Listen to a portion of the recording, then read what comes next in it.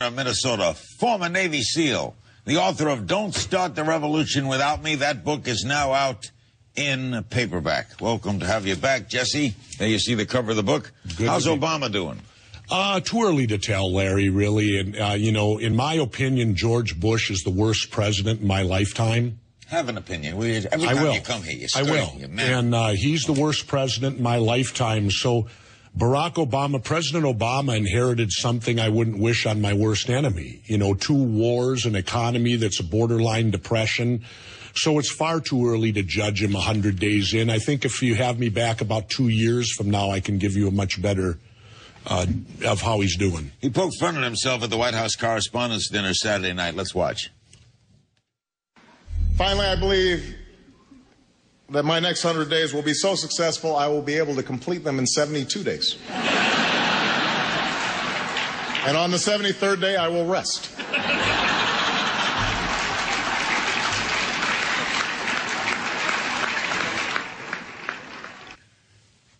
He's very likable. Oh, yeah. Admit, right? Very intelligent, which is a change from our previous president. All right already with Bush, okay? No. I live in Mexico now, Larry, so I do a lot of reading. I don't watch much TV. And this year's reading, I covered Bush's life, I covered Guantanamo, and a few other subjects, and I'm very disturbed about it. I'm bothered over Guantanamo because it seems we've created our own Hanoi Hilton. Yeah. And we can live with that.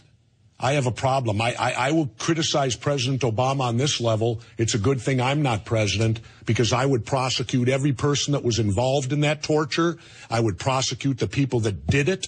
I would prosecute the people that ordered it, because torture is against the law. And you were a Navy SEAL. That's right, and I was waterboarded. So I know at SEER school, Survival, Escape, Resistance, Evasion, it was a required school you had to go to prior to going into the combat zone, which in my era was Vietnam. All of us had to go there. We were all, in essence, every one of us was waterboarded. It is torture. Now, what's it like? It's drowning. It gives you the complete sensation that you are drowning. And it's no good, because I'll put it to you this way. You give me a waterboard, Dick Cheney, in 1 hour, and I'll have him confess to the Sharon Tate murders. Even though you know it's not going to happen. Even though before it, you know you're not going to drown. I mean, you don't know it. If it's done wrong, you certainly could drown. You could swallow your tongue. You could do a whole bunch of stuff to you if it's done wrong, or it's torture, Larry. It's torture. Do you think United States-Mexico relations are improving? I can solve that problem for you too, Larry. Go. Well, if we have anybody with some courage out there, a politician with courage, there's an old saying that you study history or you're destined to repeat it. Well, what we have now is identical to the prohibition of alcohol. And all you have to do is lift the prohibition on drugs, and all of that stops at the border. My question is this: are we more offended over murder or marijuana? So you would say let the drugs come in and then the cartels don't matter? No, let our country legalize. Oh, and then the cartels. Legalize. The cartels are then out of business. They, just like Al Capone with the prohibition of alcohol, Capone became more powerful than the government. People are going to do drugs, Larry. It's that simple. And we need to take our heads out of the sand and treat it like an adult. I meant to ask you, you were a Navy SEAL, and they have a tremendous image. Was there ever a time in your life when you thought fear would overcome you? Sure. The first time I jumped out of an airplane, I was afraid of heights. I joined the Navy SEALs so I would conquer that fear. Why didn't you join the parachutists? The what? The parachutists. Because I was 18, and at that time you joined the military if you wanted to. If you were fear of heights, you could join the Air Force, be a paratrooper. Well, I was a paratrooper. Oh, they tell you that's part of the Navy SEAL training? SEAL means sea, air, land, Larry.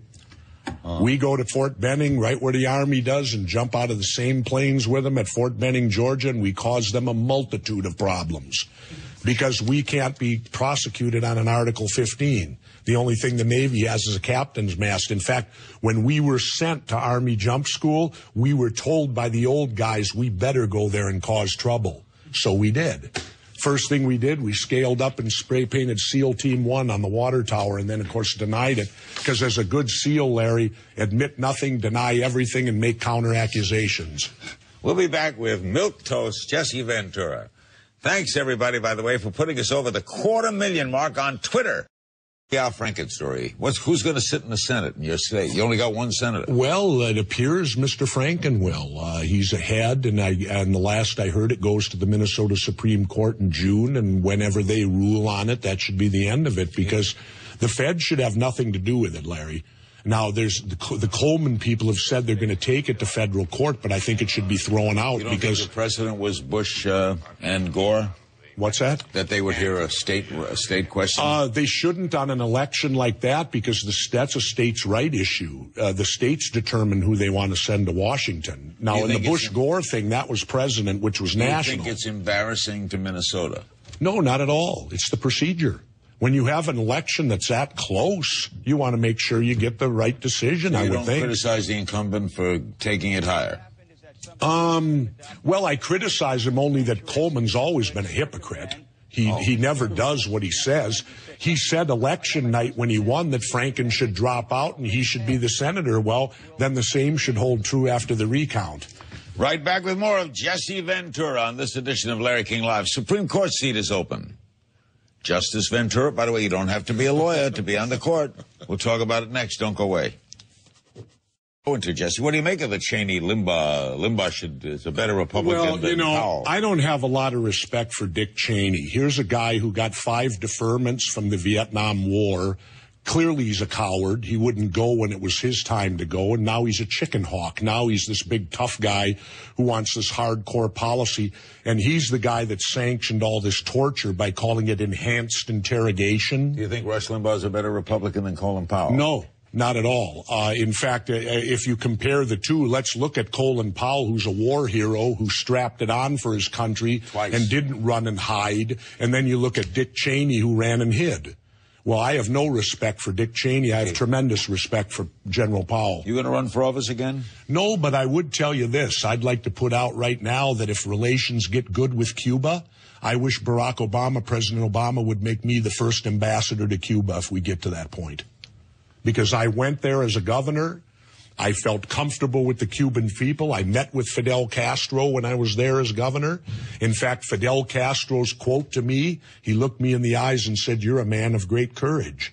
And I said to him, "Well, you don't even know me. How can you say that?" He said, "Because you defied your president to come here." Do you think it's time that this non-recognition ends? Absolutely. It's ridiculous. I mean, we have relation with Vietnam now. We have relations with every other country around the world, but this island 90 miles off our coast, we still have this ridiculous embargo. You know, one thing interesting about Cuba, the Cuban people have never, ever burnt an American flag down there. They love the American people. They just dislike our government. Do you think it's coming, though, to an end, that we will have relations? I would like to think so. It's long overdue. You're letting relatives go. And I think it should be opened up. Why? We're supposed to be in a free country, Larry. How come I can't go there on vacation? Because the State Department sets regulations. Exactly. But we're supposed to be a free country. But we're not at war with them. You're announcing here tonight that if we open relations, you would be happy to be ambassador. I would love to be the ambassador to Cuba. Would you ever want to run for office again? I don't think so. I'm enjoying myself attempting to become the best surfer I can be down in California or in the Baja in Mexico. Always remember this, Larry. Surfing's a dedication, and it's a life dedication to do it. And if someone were that dedicated to religion, would they call him a religious bum? Okay, but you're a very big man. That's why I'm losing weight. Is surfing difficult? It's harder, but I want to get my weight down another 30 pounds. But let's remember, the greatest surfer in the world, Laird Hamilton, is 6'3.5" and weighs 220 pounds. Is it true that once a seal, always a seal? Absolutely. Would you like my poetry? In a minute. Okay. Wanda Sykes, the comedian, took a hard hit at Rush Limbaugh during her performance last night, Saturday night at the White House Correspondents'. Watch this and we'll have the governor comment. To me, that's treason. He's not saying anything differently than what Osama bin Laden is saying. You know, you might want to look into this, sir, because I think maybe Rush Limbaugh was the 20th hijacker, but he was just so strung out on Oxycontin he missed his flight.